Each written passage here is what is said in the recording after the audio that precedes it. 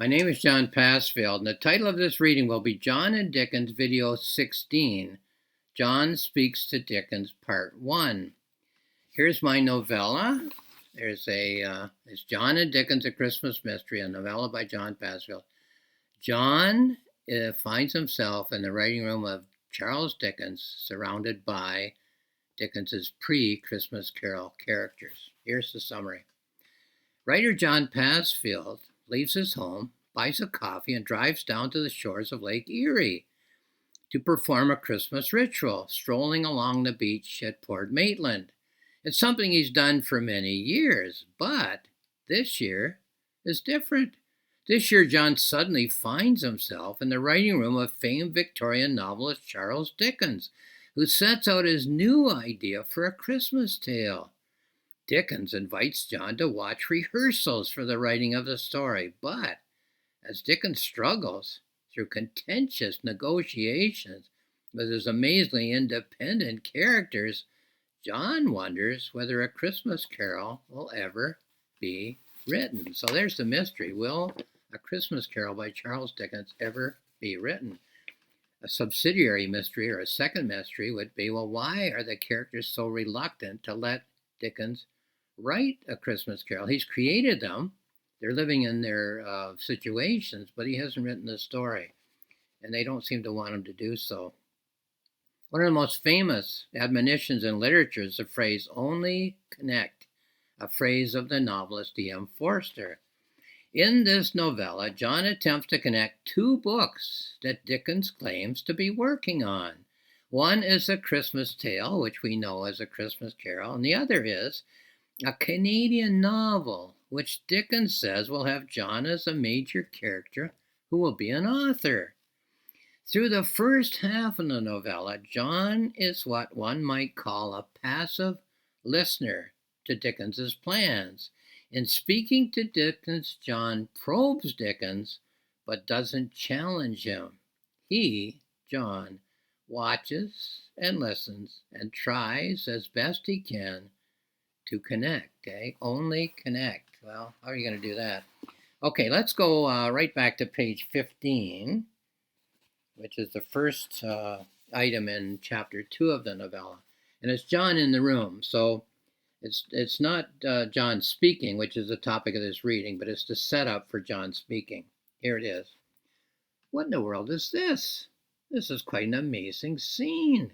I know exactly what it is, though. You can't fool me. It's Charles Dickens. I'm sure it is. He's seated on a chair, surrounded by his characters. No one says a word. I guess they're all surprised to be looking at me. I recognize some of them. Oliver, Nancy, Mr. Pickwick. Though it's been a long time since I read their books. I watched a number of movies over the years, but these aren't actors. These are the real people. Well, the real characters. The real Dickens personae, the characters that he created, as real as me. And here they are, all gathered around his chair. Okay, now we start the topic of this reading, which is John speaking to Dickens. Hello, Mr. Dickens. My name is John. I don't know how I got here, or why. I'm interested in your books, your stories, your works. I'm a Canadian. Though my mother was from Kent, Oxbridge in Kent. Near Faversham? I live in Canada, not far from Niagara Falls. So John doesn't know what to say, but no matter what he says, he's looking, listening, probing, trying to figure out what's going on.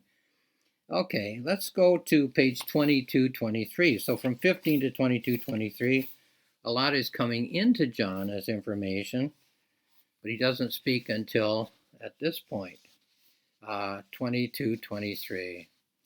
I cannot explain how this has happened, Mr. Dickens. I suddenly find myself standing in this room. I know exactly where I am and whom I'm seeing. You and your characters are known throughout the world. It's certainly a pleasure to meet you, I assure you. I've read a number of your books.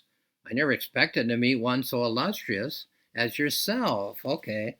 All that is polite, but it's not really saying much. It's just John trying to stall for time, I suppose, while he puzzles out this situation. From there, let's go to page 31. Okay. I appreciate your willingness, Mr. Dickens, to let me see your working methods. I've always been intrigued by the question of how writers go about creating their books. Just to see a writer at work, in his workshop, as it were, is to be the recipient of a privilege that is granted to very few. So again, a general statement by John, while he takes in and thinks about all kinds of things that Dickens is saying and that he is seeing. Okay, from 31 we go to 44 when John speaks again. I'm amazed at your powers of concentration, Mr. Dickens. Your focus on each scene, each event, each character is quite extreme. It's almost as if you become each character in turn. Okay, that's 44. Let's go to 55, which is another 11 pages of information that John is trying to process, to evaluate, to understand. When John will say this. Would you say that there's a secret to writing, Mr. Dickens? Or would you simply say that it's talent plus technique? That you're simply born with powers of observation and that this insight gives you something worthwhile to say? So, a general question about writing. Again, while John tries to figure out what's going on, tries to figure out the Christmas mystery that he has come to be involved in. And 65, the last I'll read in this reading, which is John Speaks to Dickens Part 1, then we'll go on to Part 2 in another video. How much of yourself is in your characters, Mr. Dickens? How much of yourself do you keep in reserve? If you would speak in percentages, it would help to explain what is probably a very complex idea. Well, I kind of chuckle when I read that line. If you would speak in percentages, Mr. Dickens, it would help to explain what is probably a very complex idea.